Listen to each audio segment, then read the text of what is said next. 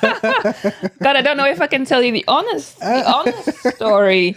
The conversations and discussions that would enter our household were broad and varied and wide. Like the narrative of what I had to tell myself in the Netherlands about who I was pretty much the same as what I had to tell myself in Cameroon who I was, which is the truth, is that I'm neither and I'm both at the same time.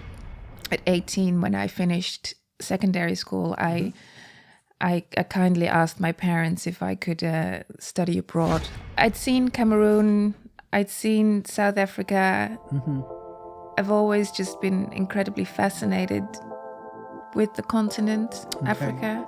I created a range of different apple pie flavors, and I called it Just the Pie. I always had hoped that when Lisa and me started Bloom Bakers, that we could build it to the degree that it would be our full-time occupation and that we could build it around motherhood.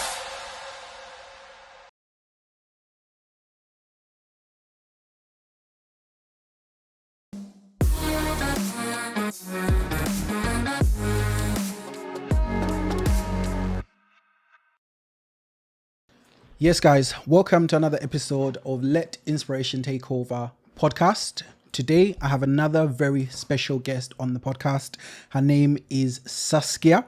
I was mentioning to her earlier, I'm so fascinated by her story because it literally reads like a storybook adventure of everything that she's done in terms of she went on a self-actualization journey, self-discovery, which I'm hoping that as we navigate through this podcast today, you'll be able to find out a little bit more about her. Saskia, welcome to the LiT podcast once again. Before you continue, if you could just tell our guests, our viewers and our listeners a little bit about yourself and what you do.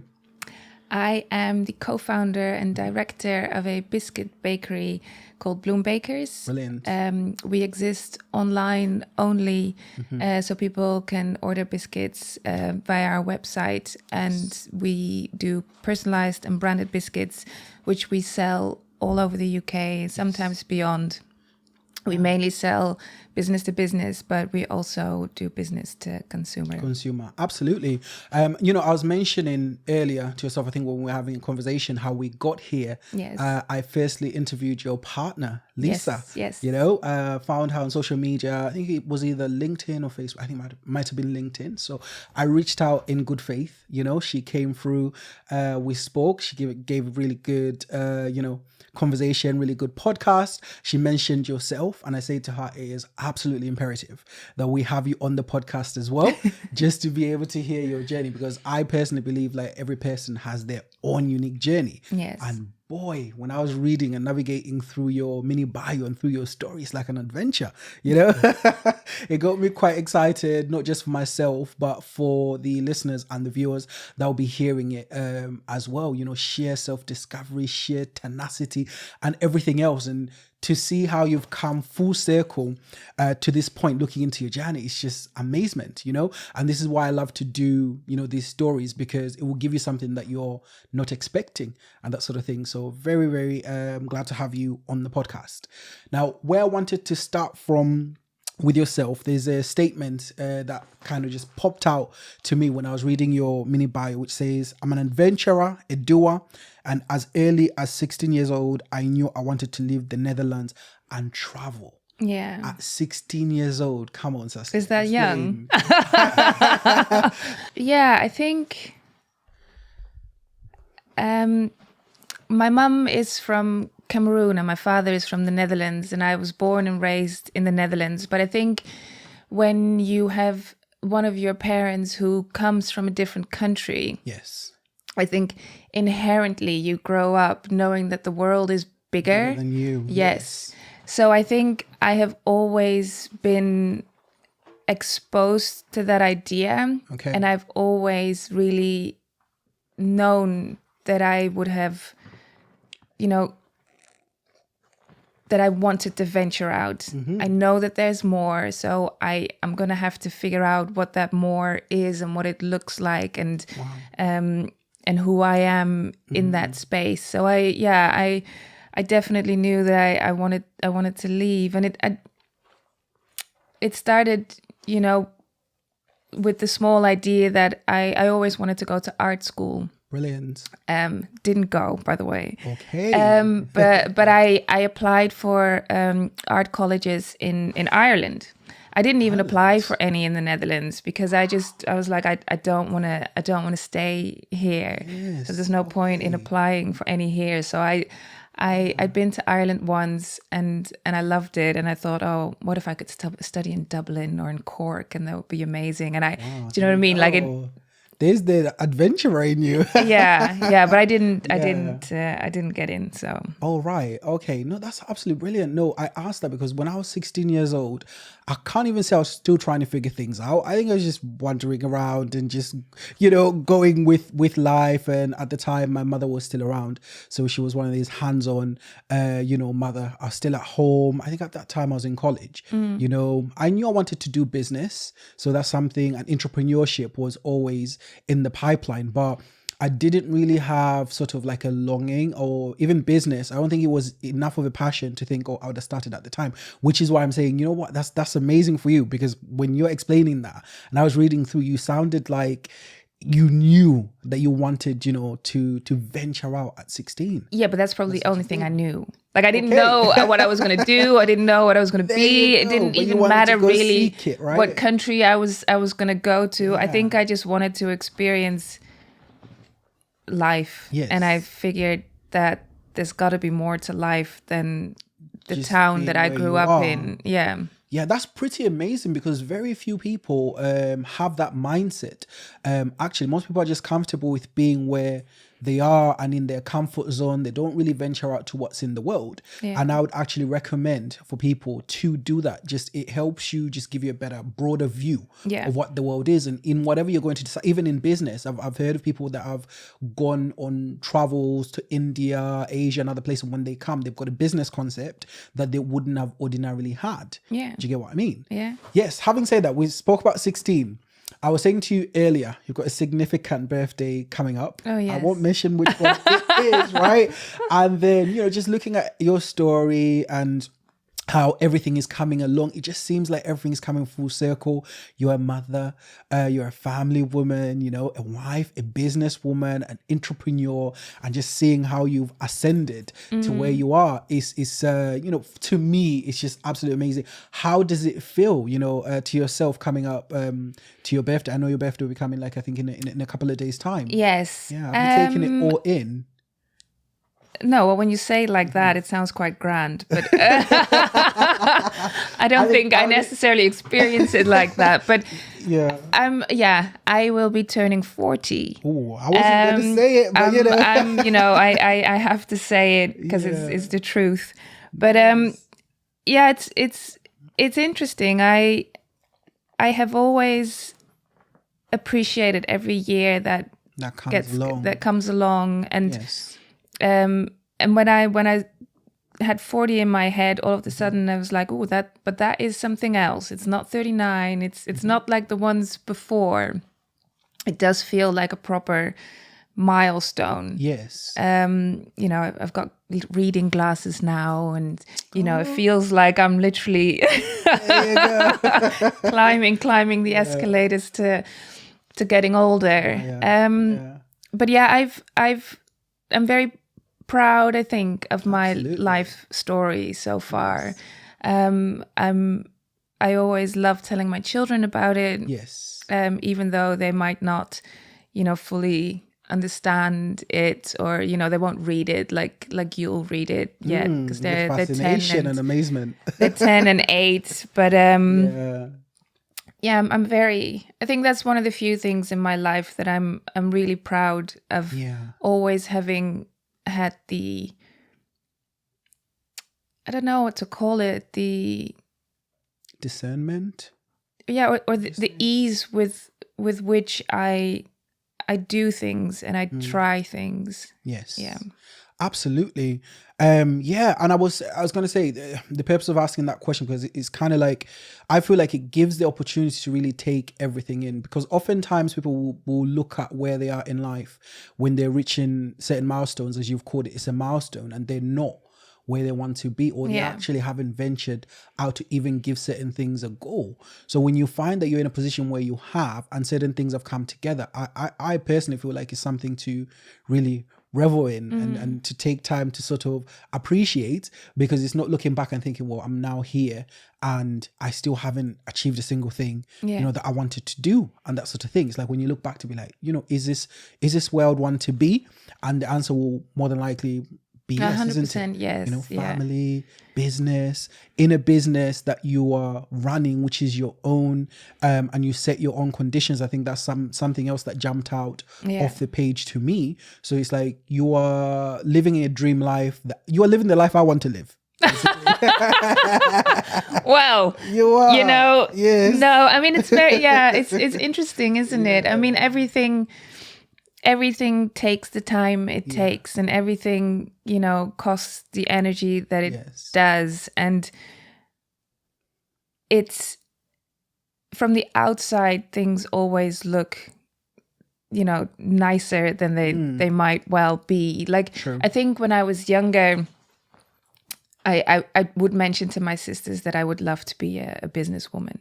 Brilliant. But with that, I was referring to, you know, the 80s movies where the women were wearing, you know, shoulder padded suits and high heels and suits, you know, and I just thought that that's what a businesswoman is, you know, and now that I am one, I'm like, oh well, it couldn't be further from the truth.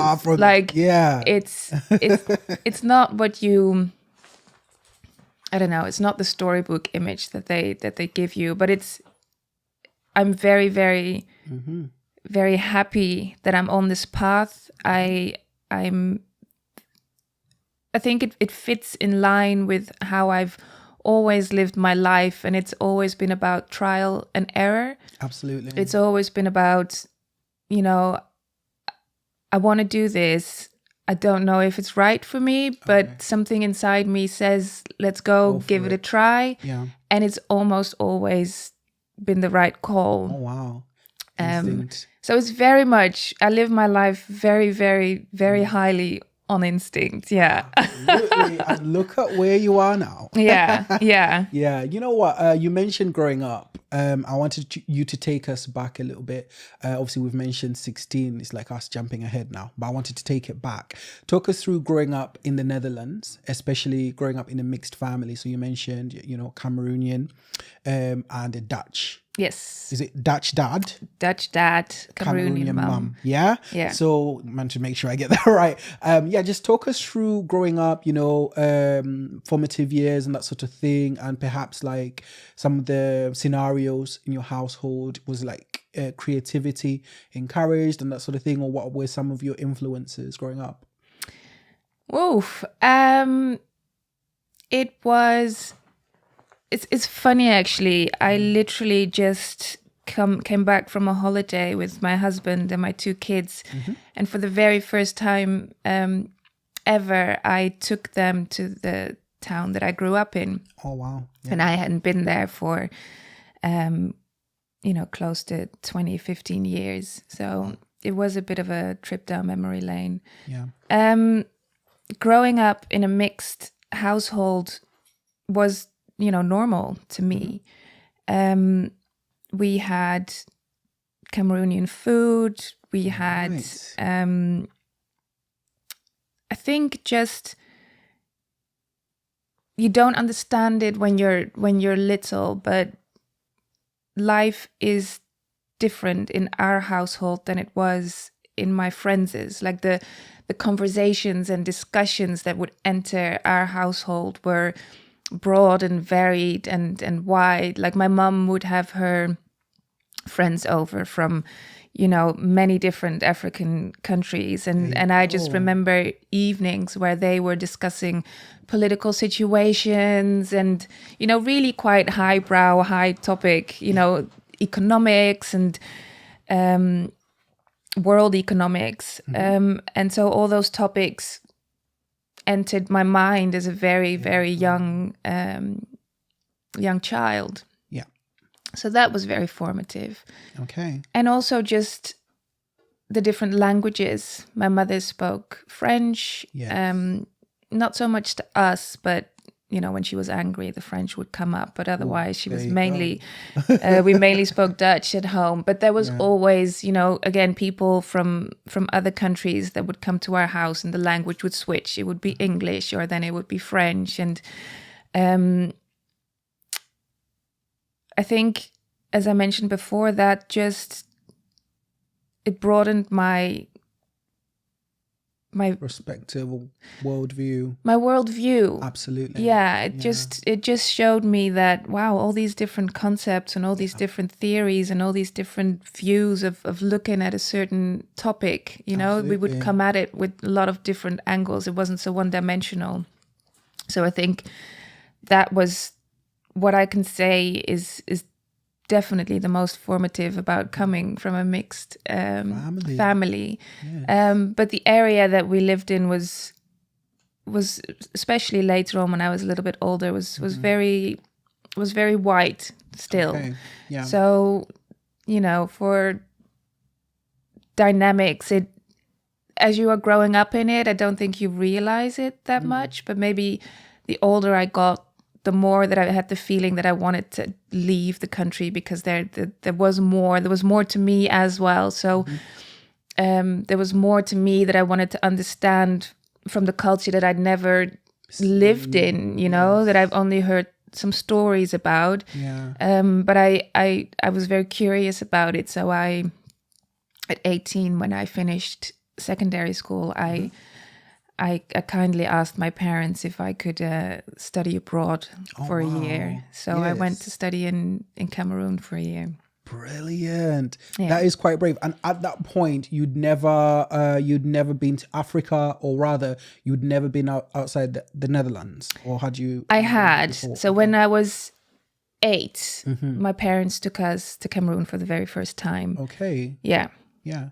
No, that's absolutely brilliant. With you thinking that way, how do you feel about, sometimes people will paint a certain narrative, about Africa, right? They'll be like, whoa, some of the things that we see on TV and this and that. And one time I heard somebody making some really ignorant comments about, Africa is dangerous and things like that. Of course, every place has got its own positives and negatives, right? So you'd have thought somebody that grew up in Europe, perhaps that's something that could have been a deterrent. Is that something that crossed your mind at all, in terms of the view that is painted about Africa, and then you considering to go study there for a year? Did you have any reservations at all?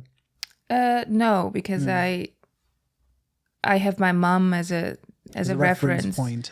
Brilliant. Yeah, and even if that, even if that wild theory of what people bandy around of what Africa is was true, then I probably still would have gone, because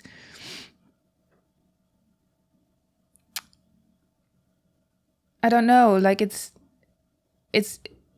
all an adventure. Whether you go to New York, it's a cultural experience. Yeah. Whether you go to Accra, it's a cultural experience. Yeah. So you've got to be open to that idea of, let's see how the other lives, in an other part of the world. And it doesn't really matter where it is. I think as long as you are open to the idea of experience, then it doesn't really matter what happens on the ground so much. Absolutely. I mean, unless you're going directly into war, which is something different. That's a completely different scenario. Yeah. Yeah.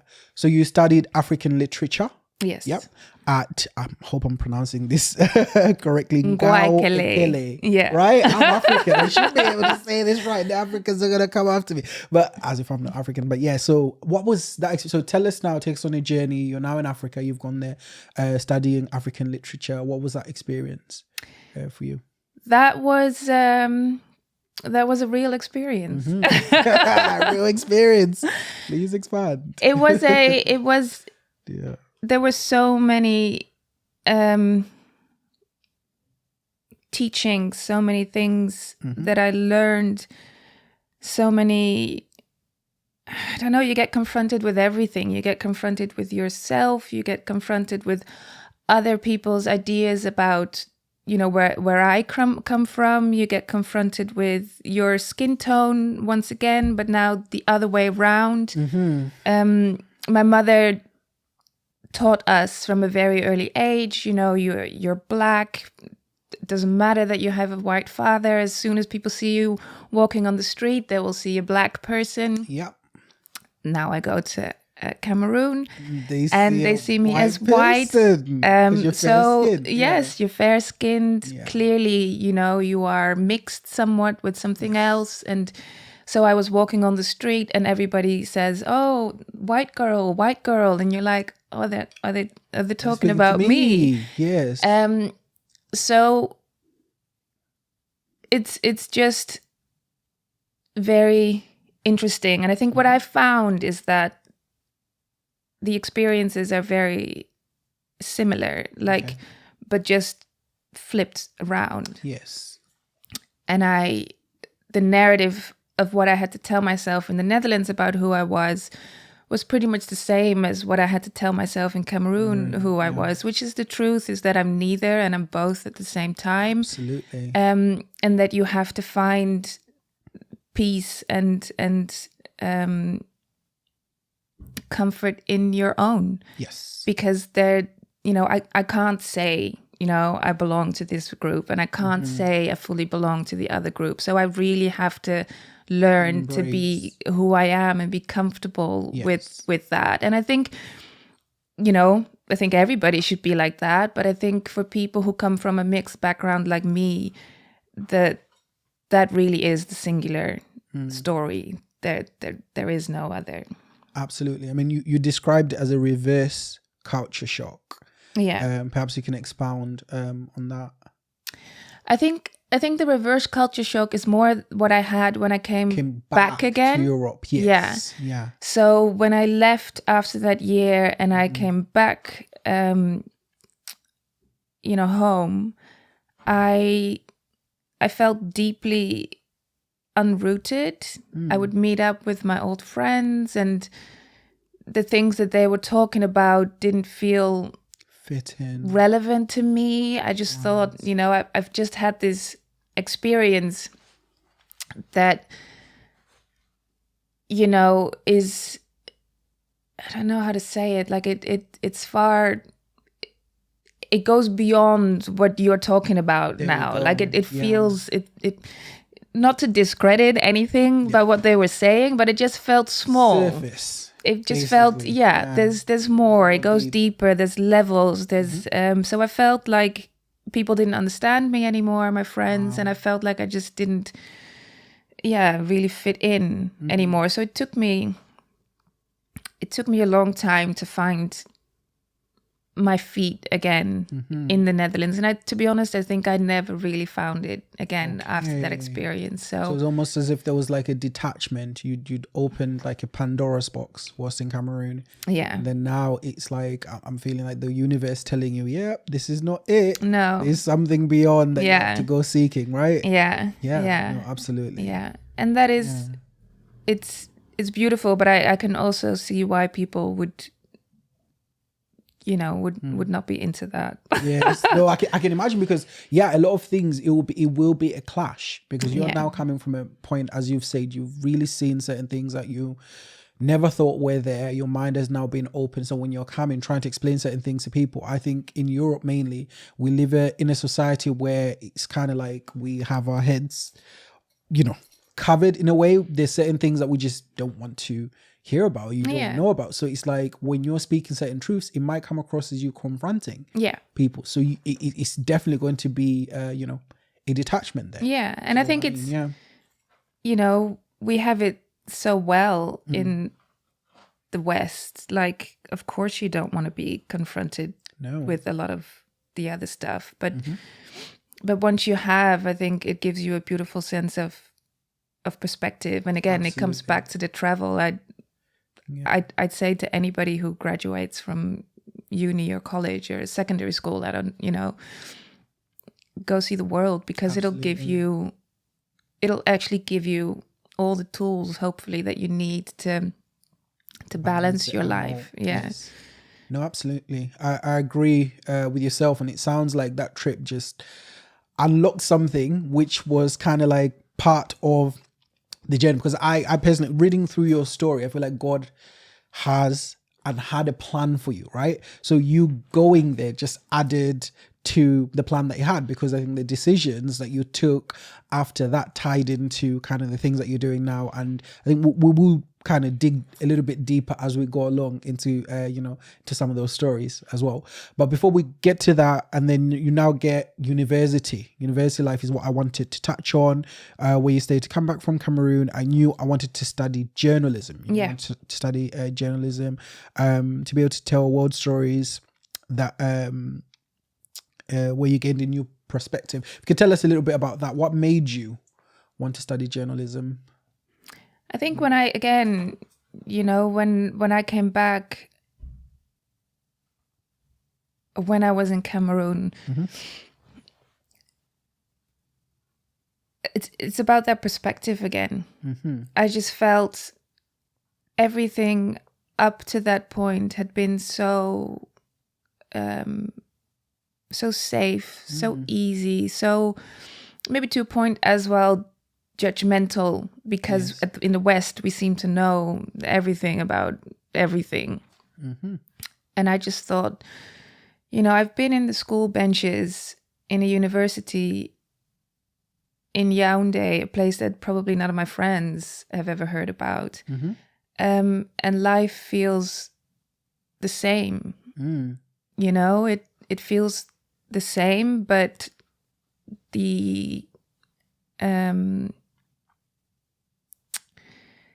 but built differently. Yes. Like,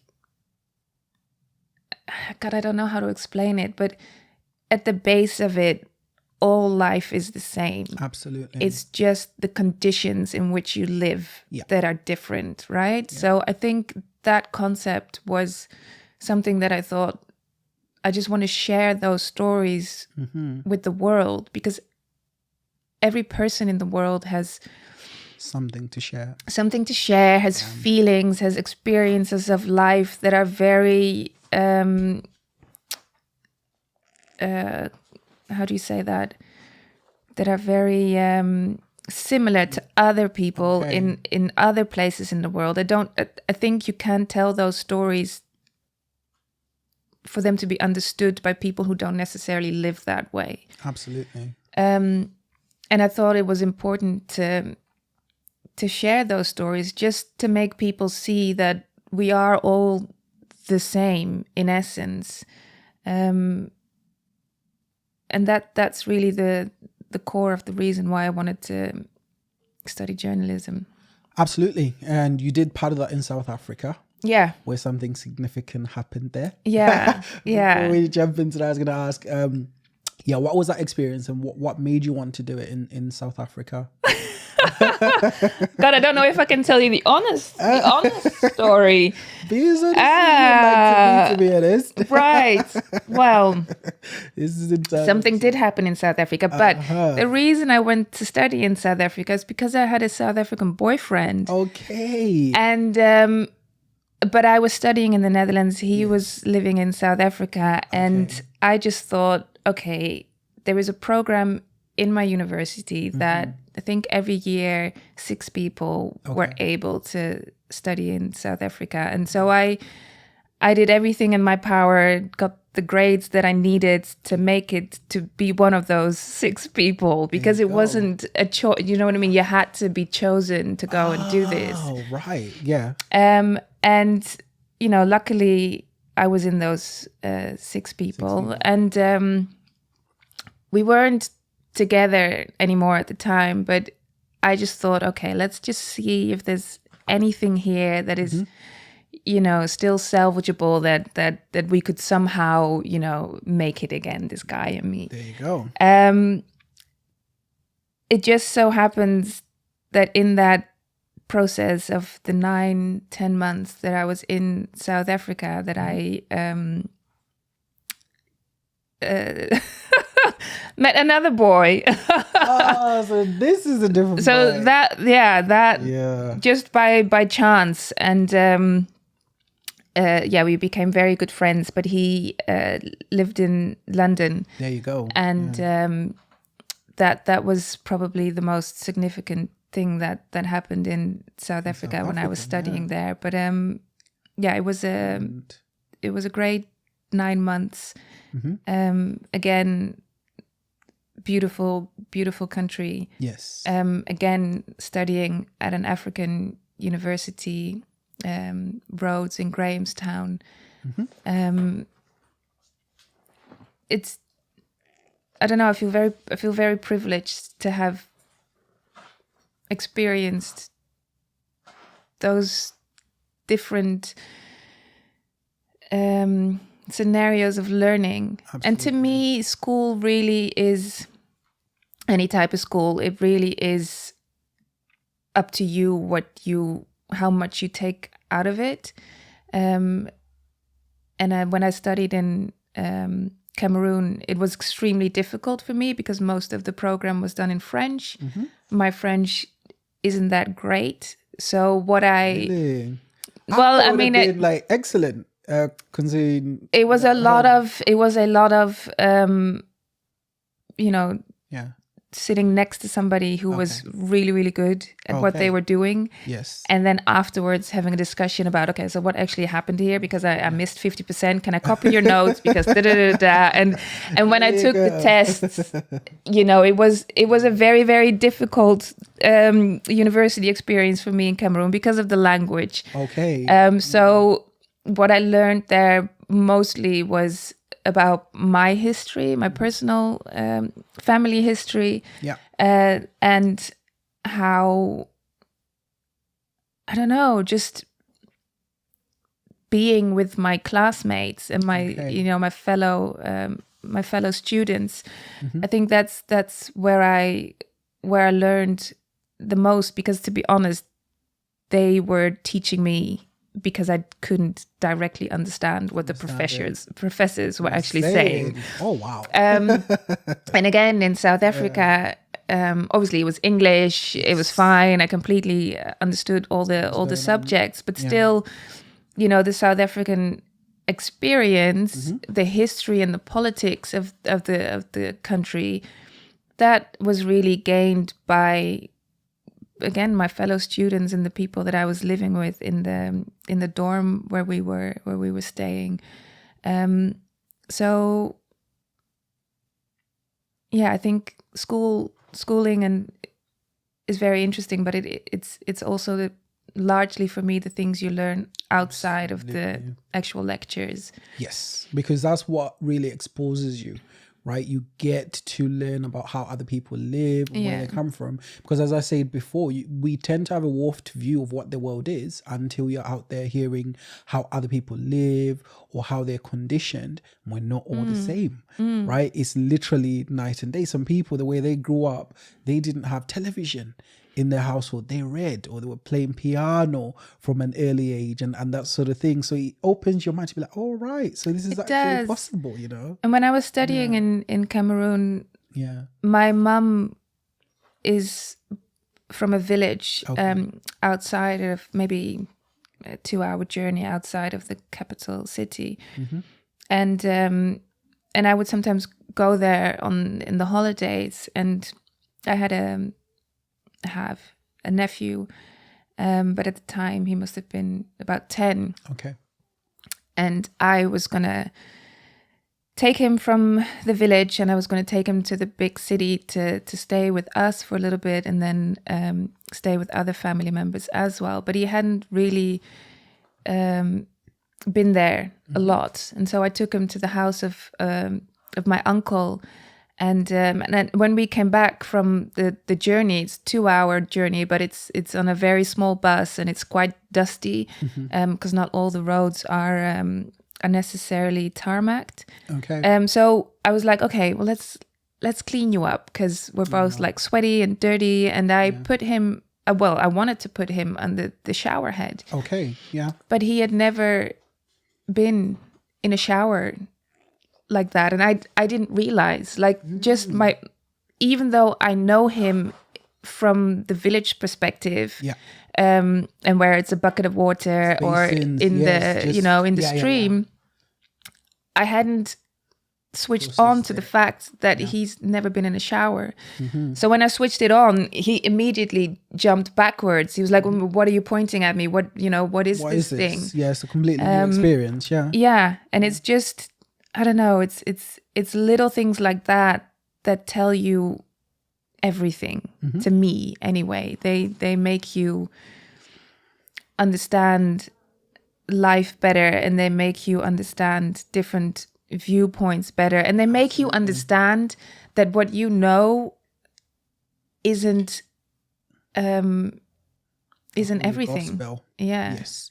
Because I think, in the West, we tend to have the arrogance of thinking that our ways and the things, I'll say our, because I've gotten caught up in it now. Like, we lived here for so long. Yeah. And you think the things that are here are the holy gospel, but it's not. Yeah. People have different cultures. They have different ways of doing things. They have different ways of, of approaching certain things. It may not be Western civilization, but they're most certainly civilized, because there's certain things, techniques, even sometimes in medicines that they've had for like centuries, and that's how they've carried on for the longest time. And it's only until you open your mind and you get to experience it, will you know to say that it's there. So which is why for yourself, like in your life journey, one of the things that I'm like, I'll use the word envy, but let me say admire, is the fact that you traveled and you experienced. That's something that I haven't done, but I'm thinking, you know what, I mean, you have.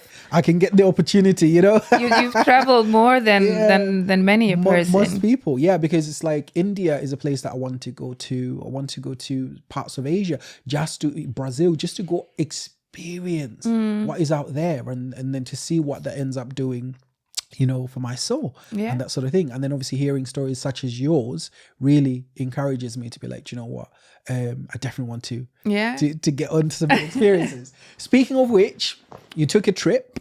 You convinced your sister and brother-in-law to take you on a trip. If you could tell us briefly, about that. Yeah.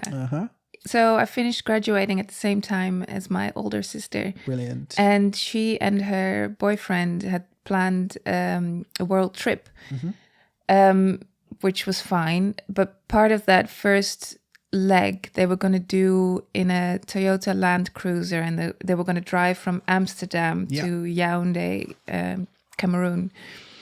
And to be honest, I can't really fully remember how I blagged myself on that trip, but I totally did. And so we took 30 days to drive from Amsterdam down to the port in Italy, can't remember which one now, and we crossed over to Tunisia. From Tunisia we went to Algeria, where we drove through the desert with a guide who left us on the border with Niger. Which was still the desert. But he's like, this is my stop. And from Niger we went to Nigeria. Brilliant. Nigeria, we crossed into Cameroon.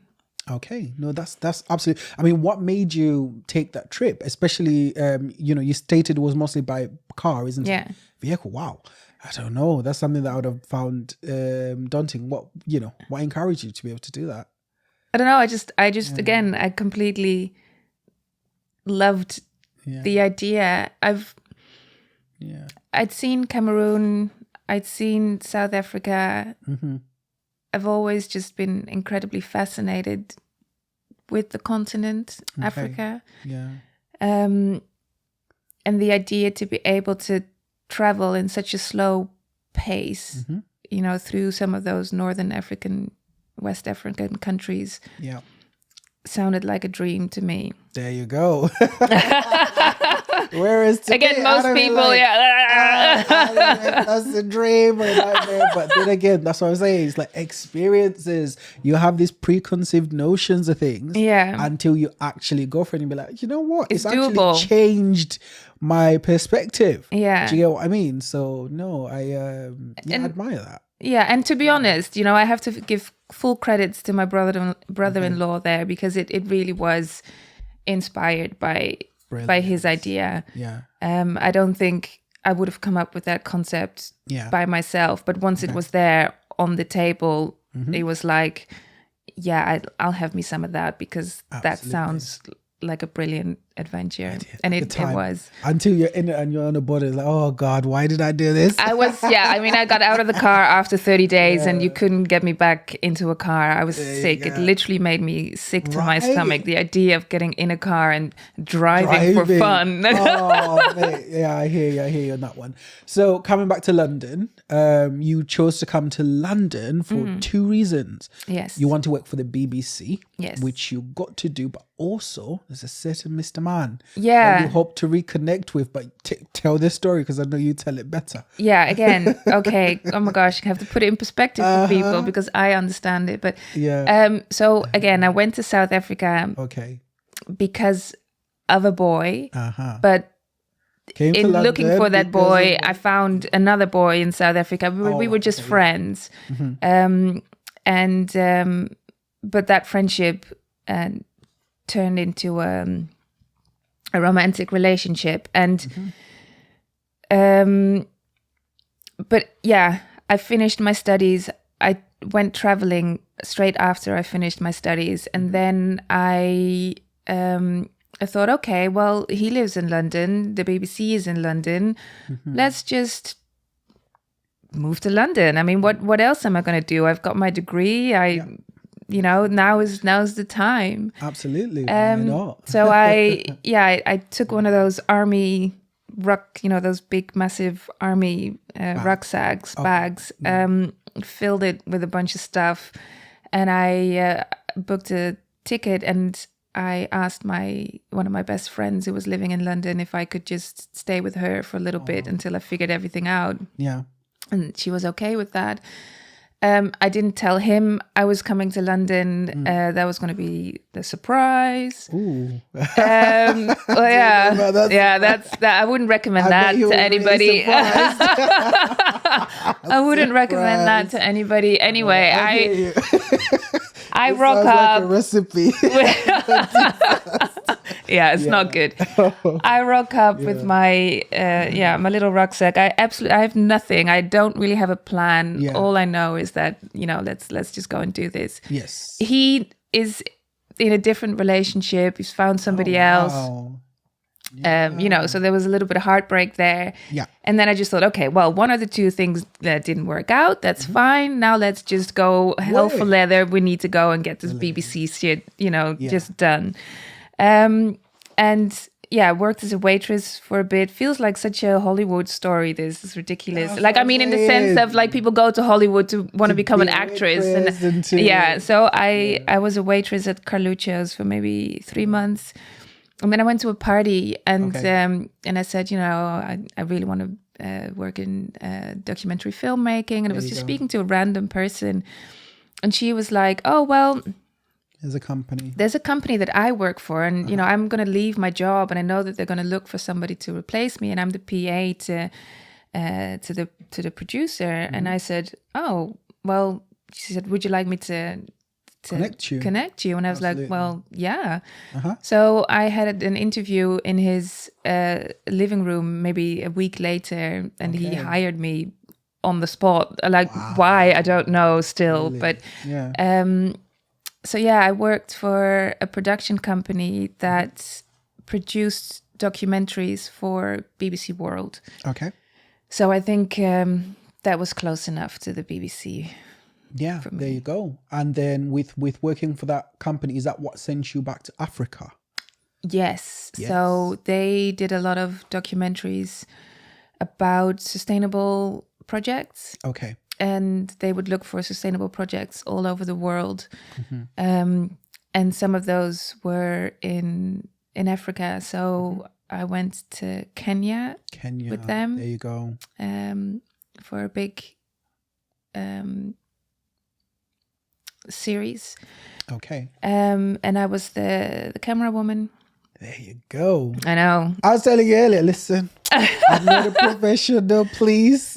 No, like I said. No, go ahead. If you could tell us a little bit about that, your experience as a camera woman, that sort of thing. Yeah, I was in Kenya. I mean, being a journalist, I was trained as what they called a camera journalist. So I was trained to be able to operate the camera and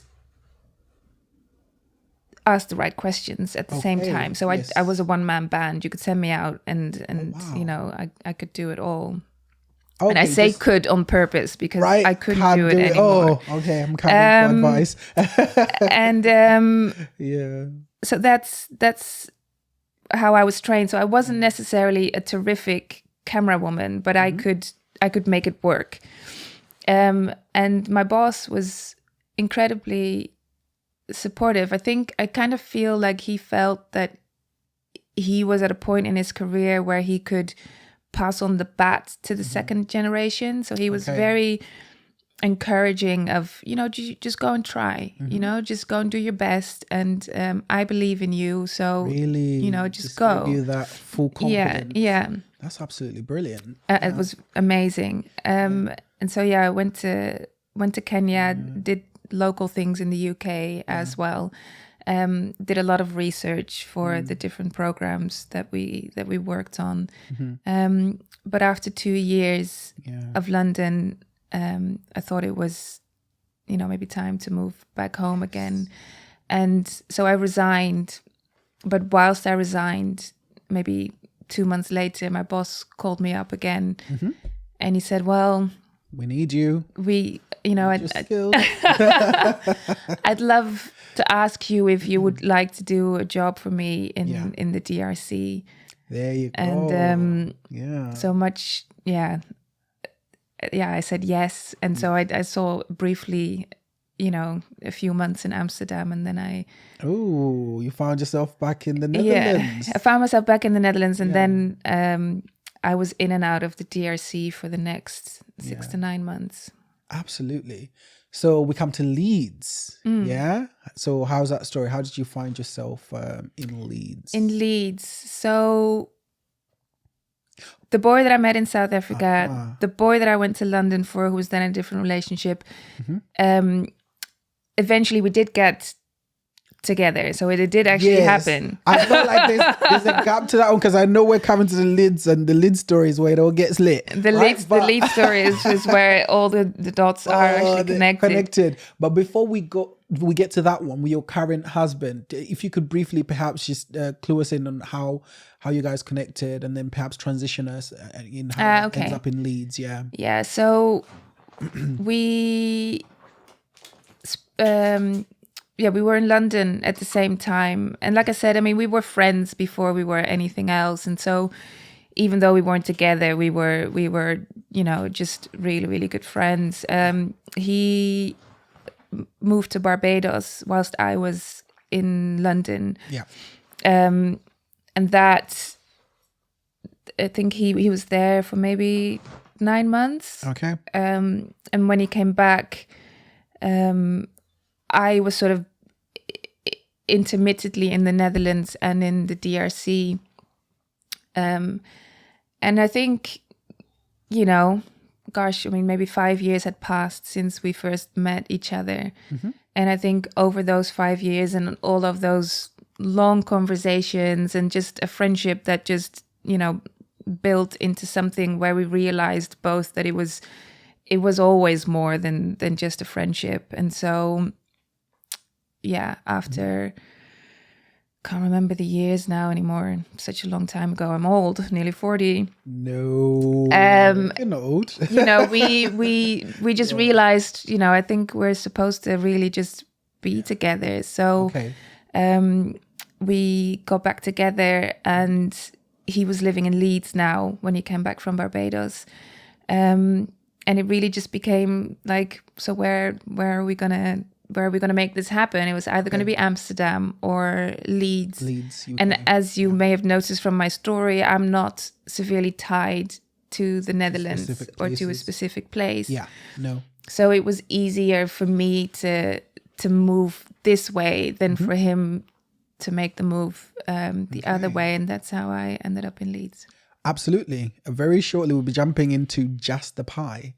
But before we get into that pie, I wanted you to tell us a little bit about the Leeds. You know, when you arrived in Leeds and what that was like, the initial experiences, and perhaps how that led you to start your first business. Yeah. And you know, particularly what really interested me about just the pie was you started that with a 6-month-old. Yeah. The time you got a baby. Yeah. And your instincts are, let me start a business. Yeah. Which involves going to events, stores.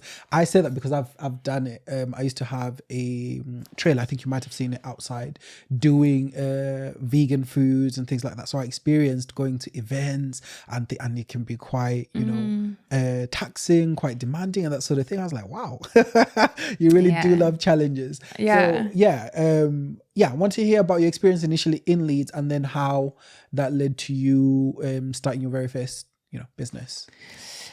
Not gonna lie, I know that I've traveled a lot, and somehow the move to the UK was hard. Okay. Because even if you think that culturally the Netherlands and Britain isn't that far removed from each other, I still, when I was, the reality of living here was hard. I think because I was in my late 20s, I didn't have any friends here. Daryl had his friends, and they were very kind, and they accommodating, and but they weren't my friends. And it's hard making friends in your late 20s, early 30s, because everybody kind of has their friend group. Yeah, and they're stuck in their ways. And I hear so you. It was very lonely for me. I was pregnant, didn't have a job. I was like, who's gonna hire, a mother who wants to work part-time, who has to, I couldn't be a journalist anymore the way that I had been. I can't travel like that with a baby. Life had moved. So I had to kind of reinvent myself here a little bit. So that was not easy. Okay. So when I had my girl, I was just like, okay, well, there's got to be more. There's got to be other things that I can do within being a mother. So when she was 6 months old, I just thought, let me try this. And with this being, I am not a great baker. I don't have a particular hugely sweet tooth, but there's one thing that anybody can always wake me for, and that's apple pie. Really? So when I was pregnant, when I had my daughter, I would walk for miles and miles in Leeds. I didn't have a car, so I would walk everywhere, and I would always hop into a little cafe, sit down after my long walk, and I would have a tea with an apple pie. But all the apple pies that were served were never to my standard. There you go. So you knew what you wanted. So I thought I could do this. I could make something that I would know people would absolutely love here, because they're not familiar with that type of apple pie here. Yeah. So I just did it. I did my research. I did all the taste testing with Daryl's family. Brilliant. And I created a range of different apple pie flavors, and I called it Just the Pie. Just the Pie. There you go. And I went to local farmers markets and sold it, and people genuinely really loved the pies. Yes. Where did the recipes come from? When you were deciding, is it something that was maybe from a family recipe, well, my mom, or is it just something funny enough, my mom, who is from Cameroon, she made wonderful apple pies, like my favorites for sure. And then the fillings were just of classic combinations that I liked: apple and pear, apple and raisin. I did one apple and beetroot which always got people talking and like, oh, apple and beetroot, well, that's funny. But I mean, it tasted amazing and it looked sublime. But yeah, I don't know. I just took a basic apple pie recipe and just tweaked it here and there, but really, they're much of a muchness. There you go. And you started off professional off the gate, didn't you? In terms of you had a website, yes, and you had a proper professional outfit, which was courtesy of husband, Habi.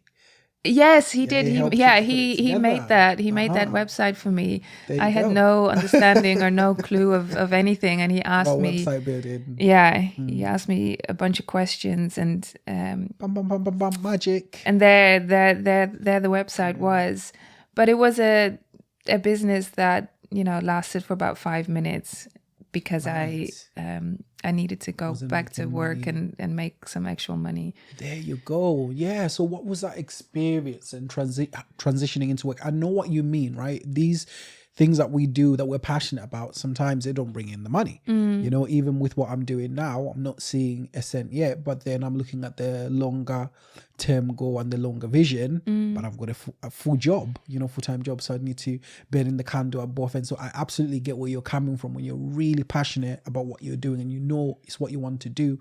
But there's certain times where if the money's not coming in, well, the lights need to stay on. Yeah. You've got a child at the time, you've got a husband, so bills need to be paid. What if you could tell us what that was like, having to live the business in order to find work, obviously because it's something that you needed to do? I mean, at the time it was a very easy thing to do, also because I mean, making apple pies is incredibly labor intensive. Incredible. I was doing everything by hand. I didn't have a machine in the house, not one. I mean, aside from the oven. So it wasn't a very difficult decision to go back to work, but it was, what the difficulty was in understanding what I was going to do, because I knew I wasn't going to do journalism anymore. So I then applied for a job with the only other skill that I knew that I had, which is that I speak Dutch. So I was just looking for lead jobs where people needed somebody who spoke Dutch. Really. I was going to say, right before we even jump into that, there's a statement that I always normally say, I said, see how God works, right? So guys, don't let Saskia fool you. This bit is where you can see the hand of God, because even what you ended up jumping into, which you'll tell us a little bit about, actually applies to the current business that you're doing. Not only that, guys, this is where you met your wonderful business partner as well, isn't it? So like, I wrote something down here. Let me find it. So saying, we'll be jumping into Bloom Bakers. See how God works, because I think I've pretty much said it. See how God works because the search engine optimization skills. And then you also met, Lisa as well. So if you could tell us a little bit about this. And as you've said, it was more so a tick box exercise, wasn't it? Where they were just looking for somebody that speaks Dutch. That was the main criteria. They weren't too bothered whether or not you knew about search engine optimization. However, they would be teaching you a skill which is absolutely imperative in what you're doing. Take us on that journey. So I absolutely knew nothing about the field, and they didn't need me to know anything about it. All they needed me to do is bring my Dutch skills. And so that's amazing. I was taught about the wonderful world of Google rankings and how businesses, I mean, at the time, I think they used the word manipulate, but the search engines for their businesses to appear higher in them. Directly, on the first page at least. Absolutely, So literally I had no idea before going to work there. I didn't know this existed, and they taught us everything about how it works, and again also because we worked in the international side of the business, we had to know how paid advertising worked, how organic SEO worked. And so we got a full 360 spectrum of what digital marketing really is. Yeah. I met my business partner, Lisa, there. She started maybe a month after I started there, and she's from Germany. Yeah. I told her a little bit about Just the Pie. Between the two of us, she is, much more of the avid baker. And she was very interested in that story, and she was like, "Oh, well, I'd love to do something like that as well." And I was like, "Oh, would you really? Because I'm willing to pick this thing up again from wherever." So she said, wow, yes. Okay, well then we can do your pies, and then I'll add the biscuits to it, and some of the different cakes that are local to Germany. Then we could just have a bake shop, and then basically. We can just Yeah. And was she doing biscuits before?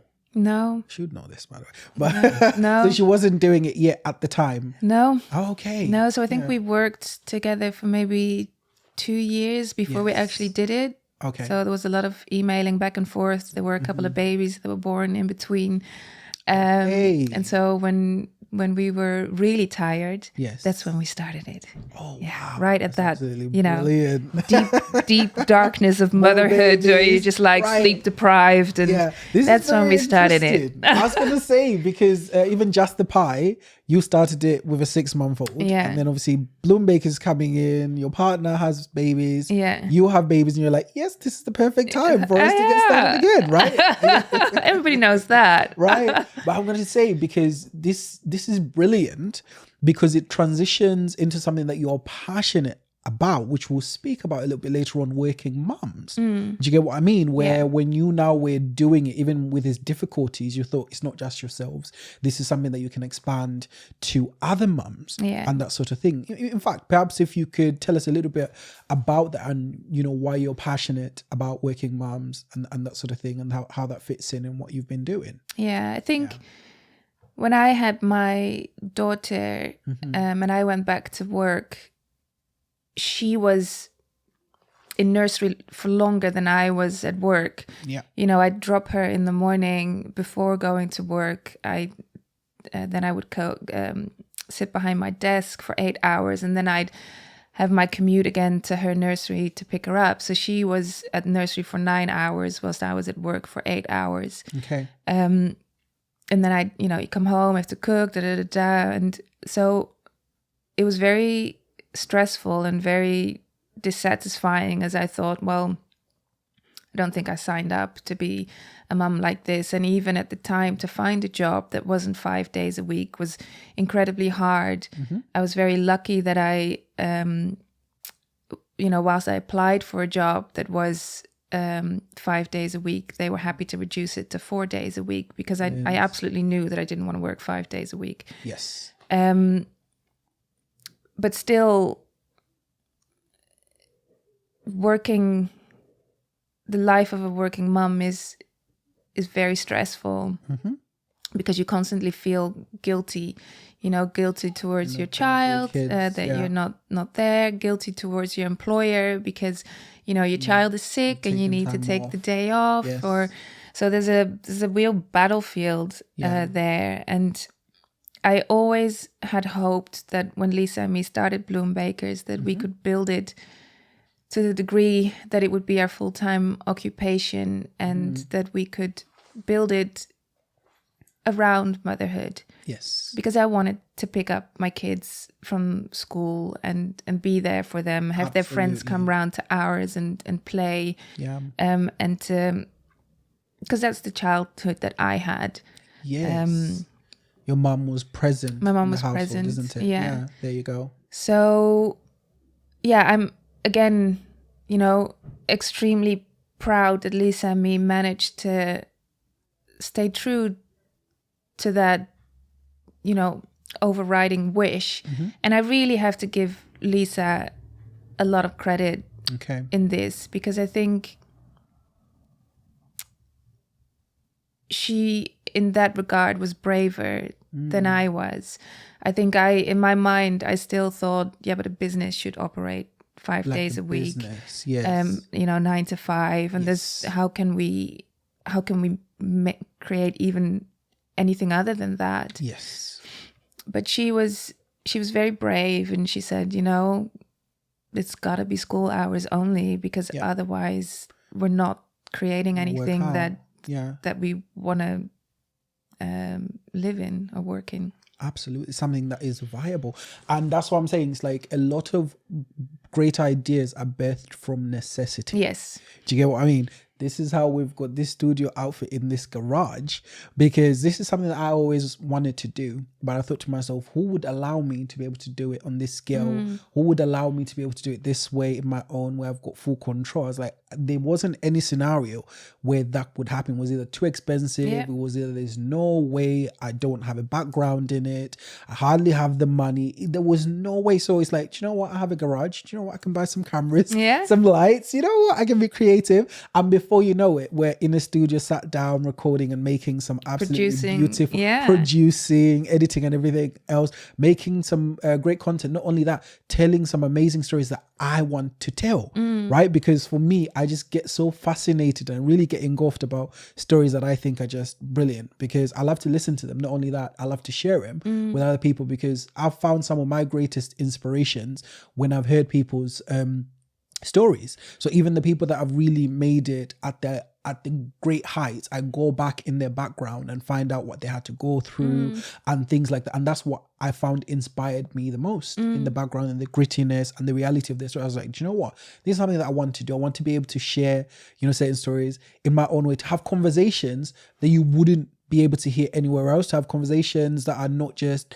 clickbait based. Yeah. Do you get what I mean? But something that actually genuinely appeals to people. Yeah, and but you have to have, like you, an incredible passion for the thing that you do. Otherwise, I know that we started in March 2016. It's a long time ago now. Absolutely. So, but we didn't start it with a real vision of making money. Like, it didn't even cross our minds, to be honest. We just wanted to create something that we loved. And we did it out of our home kitchen we moved out only last year, June.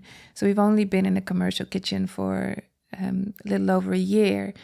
And before that, everything we did, every single order that we produced was handmade by me or Lisa in our own home kitchen. And so I am pretty sure a lot of people looked at us thinking, why? Okay. Yeah. Like, why would you do that? Why don't you just rent something? Right? Why don't you just, why don't you just get a loan? Why don't you just, going to go anywhere? Is it even going to go anywhere? And we could have done that. We could have gone to the bank and said, 50,000, but it really, would it have sped things up? Probably, yeah. But it wasn't right for us. Absolutely. For some people it is. It wasn't right for us. And in hindsight, which is 50-50 or 2020, I am so glad that we didn't, because the organic growth of everything is where you find your peace. I think. Absolutely. I think forcing things breaks things. Yeah. And I think when you throw large amounts of cash to something that you don't fully yet understand the workings of, is dangerous. Absolutely. But it's not glamorous.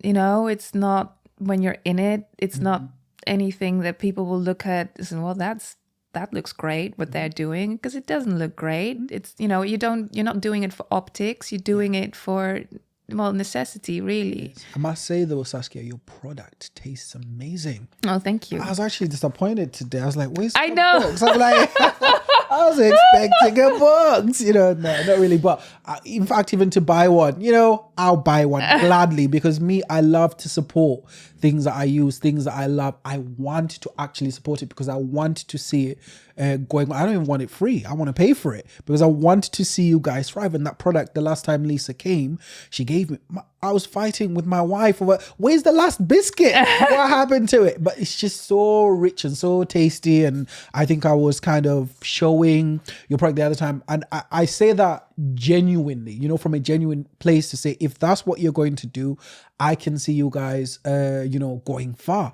and that sort of thing, because you've got a really good product on your hands. And I think that I was going to add to you is that the money element, what happens is that when you've now added a loan, you have pressure to do well. You have pressure to make money because you now have to pay back the people you owe money. So you might even have pressure in terms of the hours. Maybe you have pressure for your product. You think, okay, can we add more things because we need to make money? So what that does, it ends up compromising the product. It ends up compromising everything that you're trying to do because you're no longer just answering or appealing to your whims. You have to answer to the bank, or you have to answer to whoever you owe money, which is why the organicness, as you stated, is the best way to do things, because it gives you a little bit more, not even a little bit more, actually, it gives you a lot of control, right? It allows you to be able to do the thing how it's supposed to be done. And you find that even as the growth, you know, comes, it shows up in everything, you know, that you do.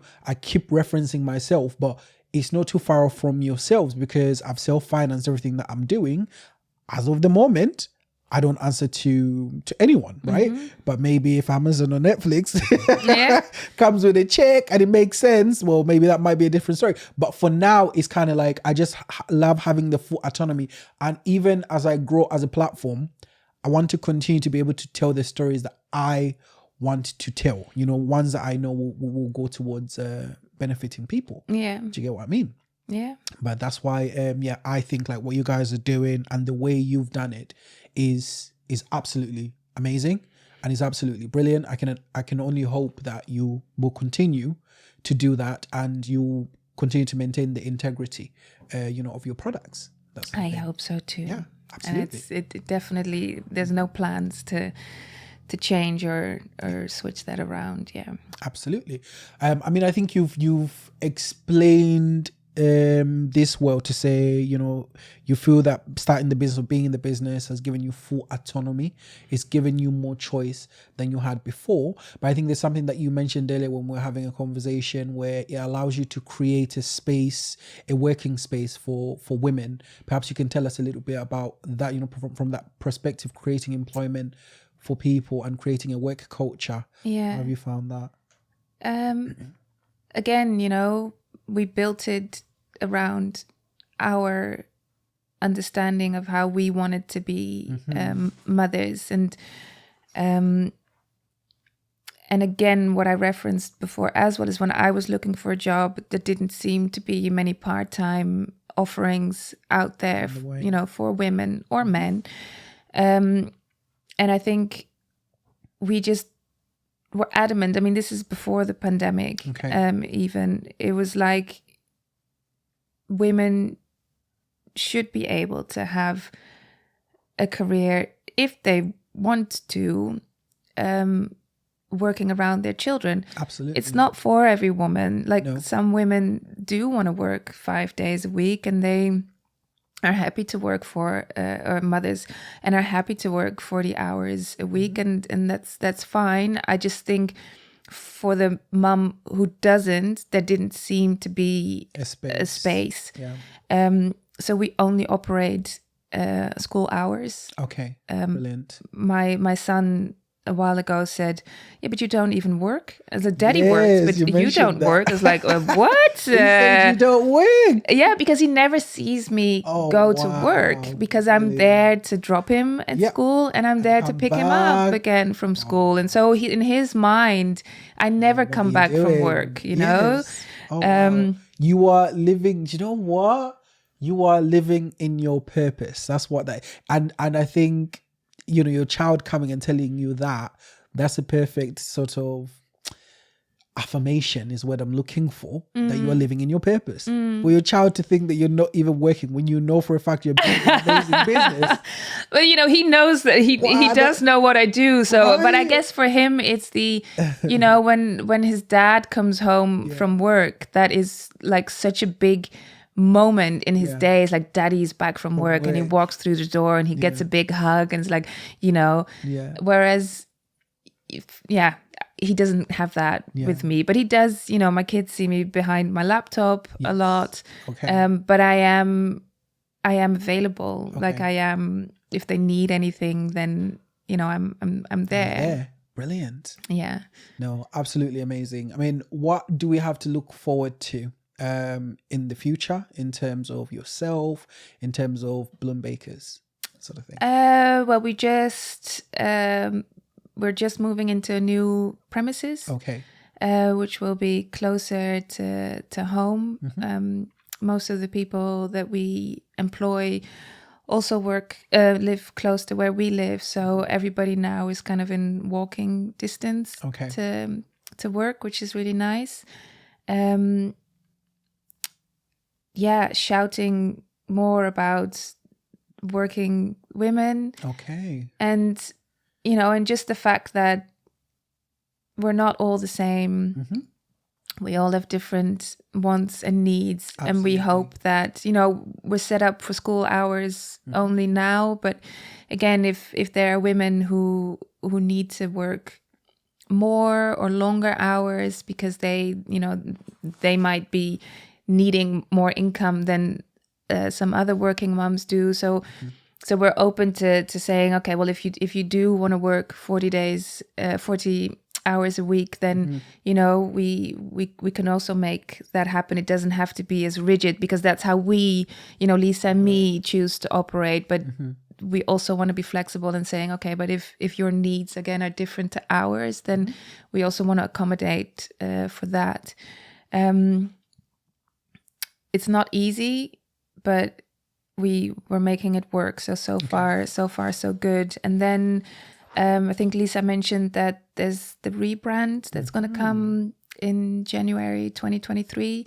Okay, so is that all in process? Yeah, it's all in process. Brilliant. It's really exciting. Yes, I can imagine. Yeah, really excited to release that into the world, but we're gonna have to wait a little bit for that. Right, I'm so excited for you guys and everything that you have coming up. I think is so well deserved, and you're a story that when other people listen to, they can see that it's achievable, it's doable. So everything that you're building, coming up, seeing your story and hearing your journey, is just nothing short of amazing. I hope I can be there to see the rebrand and to see the growth. Another thing is, might even come to a point, if I can, I would like to speak to you and Lisa at the same time, because we've got more mics now. Especially when everything has settled in and you're now in it. I would very much love to have you both back, and perhaps to just have a discussion of the vision, where you guys are going, everything that you've put into place and that sort of thing, because obviously I know it's early stages, hence why we obviously haven't touched on it today. But there will come a moment where you can tell us all about it and see where you're going, as a business and that sort of thing. That's obviously if you guys, will have it. And that's the thing, because when you summed it all up in the beginning, and I thought, that sounds lovely, but in all honesty, this thing that Lisa and me are building is in its infancy. It's in its total infancy. So I don't, even on LinkedIn, sometimes I'm like, oh, it all sounds so grand, and really it doesn't feel it. Like, it feels like we're in kindergarten and there's a bunch of people that are in university already, and it's like, well, it's a long way to go yet. And then, I don't even know where it is, but it's just constantly. It's the thing I love about life, and it's the thing I love about the business, is that it's like just keep always coming back to that trial and error, and that ability and the freedom to just try things. And if I move this, I don't know, like this button, dial it a little bit further to the right, what is going to happen, you know? And it's like, oh, no, that wasn't good, right? Ooh, I'll dial it back. Okay, well, if I dial this one a little bit, then, oh, that was nice. That seems to work. So we'll do more of that. And it's constantly just, it's like a child that is growing. Yeah. And with each year, it can see things better, and it can read things better, and it can understand things better. And it's the same with Bloom Bakers. And I think because we've grown so organically, it has allowed us a lot of reflection, a lot of truly seeing how the world responds to our product, and how we can perfect it and refine it. Absolutely. As you said that, what was coming into my head is when we were speaking earlier and you were talking about focus and how to get that right. You were telling me that story where you had the focus. Oh, yeah. And then, but as you were saying, I was like, I've noticed that all it takes is that little bit of an adjustment and voila, it's night and day. But if it's just slightly out of focus, then it's not happening. Yeah. Right. It's actually a world of difference. Yeah. Which I guess that can be applied to business as well. When you're constantly adjusting and switching and doing this, that little bit of a move could actually be the difference between the thing being in focus and not. Yeah. And it's a huge difference. It is a huge difference. And even when I started out this platform, that's what I say to myself, like, I don't hold myself to being perfect anymore. Naturally, I am a perfectionist, right? But I realize, that's not going to work in doing this, because I'm learning all this from you. Asked me if I've studied. No, I haven't studied it. It's all learning. So I'm dedicated to lifelong, like constant learning and constantly adjusting. How do I get better here? All these facets. As I say to yourself, you've done this before. So you know I'm a one-man band, right? Audio engineer, sound engineer, videographer, editor, lights, janitor, right? Yeah. The drinks, everything, right? Relationship manager, everything I'm doing. So it's like all these little things that I'm doing, but I'm constantly learning, constantly adjusting. How do I get better? How can I do this differently? But it's, as you said, I'm passionate about it and I'm committed to it, committed to making it better. Not only that, Saskia, I'll tell you this, I'm actually committed to building relationships. So even with this conversation that we've had today, I would hope that it doesn't just end from having a conversation, but actually seeing if there are points of value to be added, whether to yourself, whether to me, and that sort of thing. And even getting into a point to where if you saw the people that you can recommend that you think would be good at the platform, absolutely. Do you get what I mean? So I really do believe in that, like connecting people, going ahead, and then just building meaningful relationships that add to each other. If it doesn't add, then I'm like, well, nah, I'm not interested in that. If I can add to you, absolutely. If you can add to me, then let's make it work. Yeah, no, 100%. Yes, but having said that, listen, it's been an absolutely brilliant conversation. Of course, like usual, not without its quirks. Right, I've noticed that's just a part of it. I'm just going to stop being surprised now. Every single time there'll be something that happens, but it's like, okay, I'll carry on. But you've been such a good sport. You've been so gracious. And I'm so thankful to have had you on the podcast and to hear your amazing story. From when I read it, I said, I was just already taken just from reading it, but you telling it out loud is even better because I get to share that, with other people and that sort of thing. But yeah, before we end it and call it a day, is there anything that you wanted to add on just before we go? Add on. It's all right if you can't think of anything. No, I think maybe the thing that I would like to add on is that how do I say this?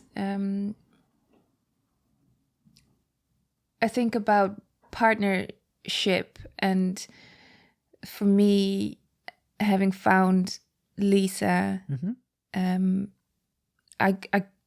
could not have built this thing by myself. Oh wow. And I think I have immense respect for people like you who do it by themselves. My sister-in-law is a cake, how do you say that? Like she makes wedding cakes and celebration cakes, and I mean her craft is amazing, and she does it all by herself. Oh, wow. And I just have immense respect for people who do it, because Thank you. I know that even with 2 people and with 2 brains, It's a lot. it is a lot and it's hard. So yeah, I'm sure that, you know, with all your passion and tenacity and will and your perfectionist, I try. your perfectionism, I try. you know, I'm sure you'll do very, very well. Yeah. No, do you know what? That means a lot coming from you, especially you're a journalist and you've done this before on a professional level. So from the deepest places of my heart, thank you so much, you know, for saying that. That's encouragement to me. And also, I think I said it earlier, thank you so much for gracing us with your presence, coming here, sharing your story, you know, just opening your heart. I'm so grateful for that.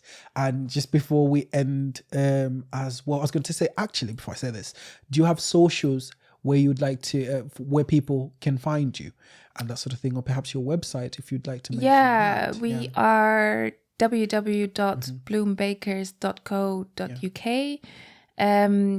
We are on Instagram, Facebook as @bloombakers. Brilliant. And then if you type in Saskia Roskam on LinkedIn, you should find me. Find you. Absolutely, guys. If you've got any questions or anything like that, reach out to Saskia. I'm sure she'll answer.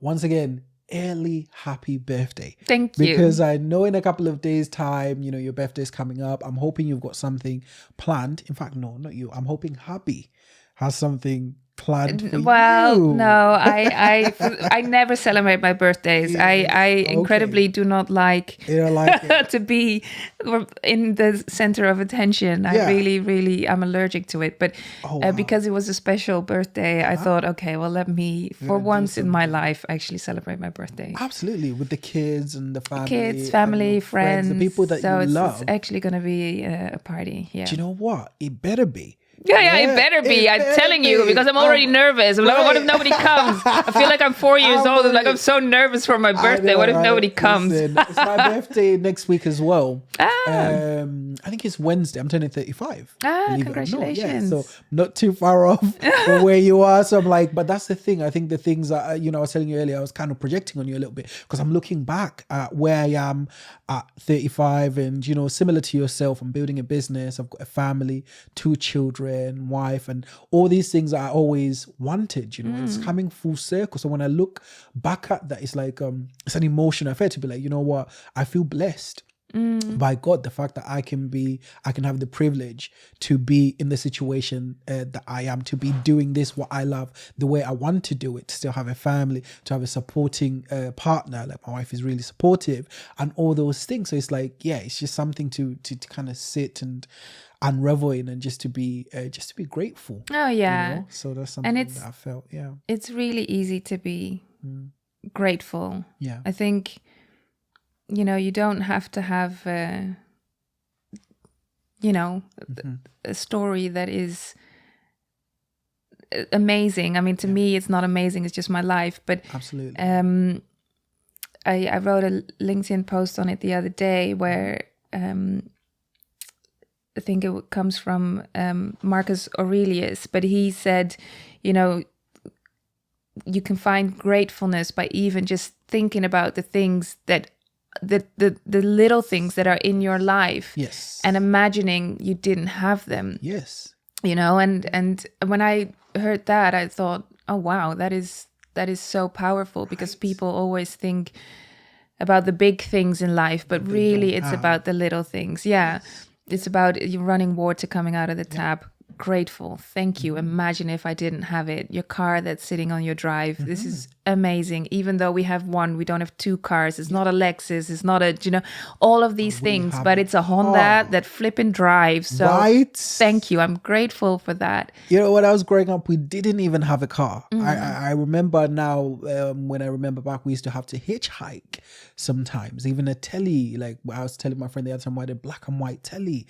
Simple things that are standard now. Never used to be. I could never imagine having all this when I was growing up, but now it's all here, you know, and I live in what you're saying. I'm just grateful for the simplest things, and sometimes even just good health. More than good anything. health. Some people don't even More have than good health, anything. and this is not like to talk down on anyone. It's just saying, you know, be thankful, being here, being alive. For me, having children, seeing my children grow, and it's like, I made that, right? Yeah. This situation, everything else. I celebrated 4 years of marriage. Was it yesterday? What's the day? No, Thursday. Congratulations. 4 years, right? I was looking at myself, I was like, what? 4 years, me? Not that it's been easy or anything like that. Everything that's worth it is challenging, but it's the most beautiful thing ever. Yes. To say like it's 4 years. Some people don't last a month. Yeah. So even that in itself is just like, you know what? I'm thankful. I'm thankful for that.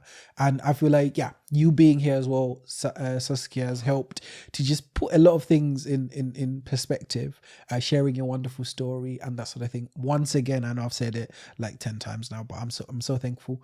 And till we meet again. Yeah. I look forward to editing this, putting it out, and sharing it with the rest of the world. Thank you for inviting me. Brilliant. Guys, it's been another brilliant episode of Let Inspiration Take Over podcast. Make sure you like, follow, and subscribe on YouTube. Till next time, I shall catch you later. Cheers.